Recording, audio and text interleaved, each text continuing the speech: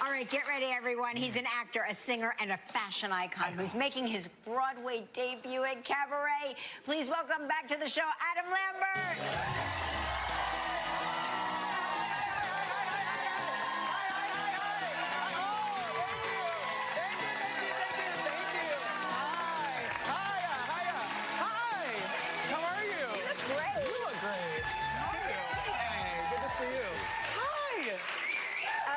Okay, welcome back. Thank you. Living in New York while doing Cabaret. How do you like New York? I love it here. I've been visiting for years, but this will be the longest I've lived here. And like really getting a sense of living in New York, which is great. It's fun, right? It's really great. I'm down in Dumbo.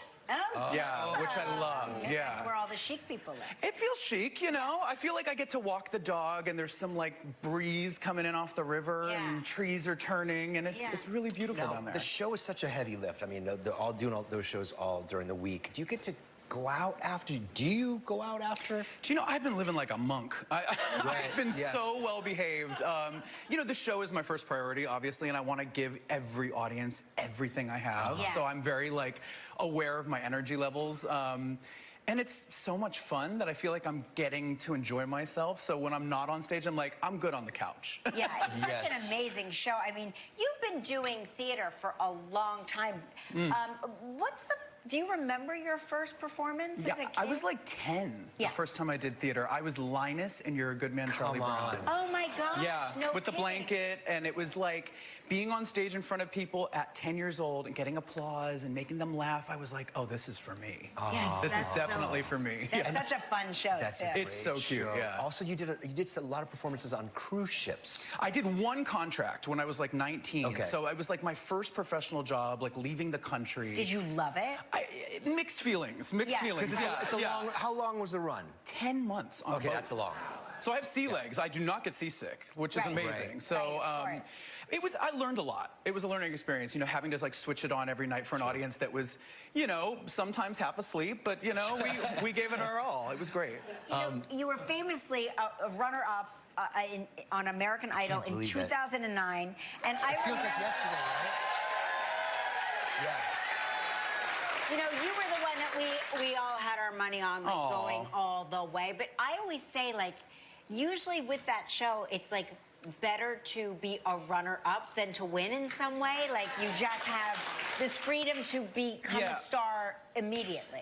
I've been, like, so lucky. I felt like that show was an amazing launching pad, and I learned a lot. I mean, to me, like, the thing that I look back on over the last 15 years is just all the amazing things I've gotten to do and all I've learned.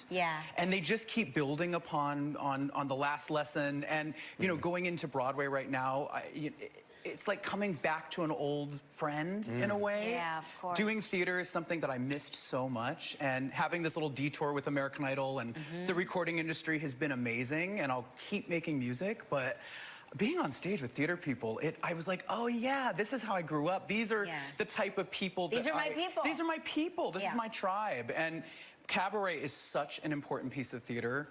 You know, you come on in to the Kit Kat Club, you come in an hour early so that you can enjoy the environment that we've created. It's an immersive experience. There's a pre-show. And then once you get into the show, it's fun, it's naughty, it's a bit like camp, it's silly, it's sexy. And then Act 2 happens, and it's real talk. There's a big message with this. And some people are taken a bit aback by it because it's a bit of like a left turn that we take. But I think it's really important. And I think it's the type of theater where you can laugh, you're having a great time, and you walk away at the end of the night wondering about things and thinking about things, which I love. Absolutely. All right, we're going to take a break. When we find out what Adam's Broadway pre-show ritual is, stick around. We're back with Adam Lambert playing the MC in Cabaret. As we talked about, dream come true. I always say, like, once you're a member of the Broadway community, it's like you are forever a member of the Broadway community. Do you have any pre-show rituals with your castmates, or is there something you do to sort of zone in? I mean, that first face of makeup that I wear is pretty full. It's like clown. I mean, I am like clown drag, you know what I mean? So I actually... That's actually gorgeous. It's fun. It's really... I do it myself, which is really fun because it like puts me in like the make-believe mode, you know? Are those your tattoos? Yes, those are real tattoos. That's great. me. I don't put those on. Those are on already. But wait, that would take a long time. That would take such a long time. You can do your makeup that well, with that level of precision. I've been painting my face for years. I know, but that is. Maybe you can make me a video later on that I could watch. I think I filmed one for a magazine recently. Yes, there should be something coming out soon. Good, Yeah, perfect. exactly. How else do you prepare? Are there warm-ups? I do a little vocal warm-up. I stretch a bit. You know, there's an old saying, I think it was like some Ethel Merman or something that said, like, did you warm up? She goes, honey, that's what the opening number's for. So, you know, the opening number kind of shoots us into the stratosphere. Yes. So, yeah. What's more physically demanding, performing with Queen or cabaret?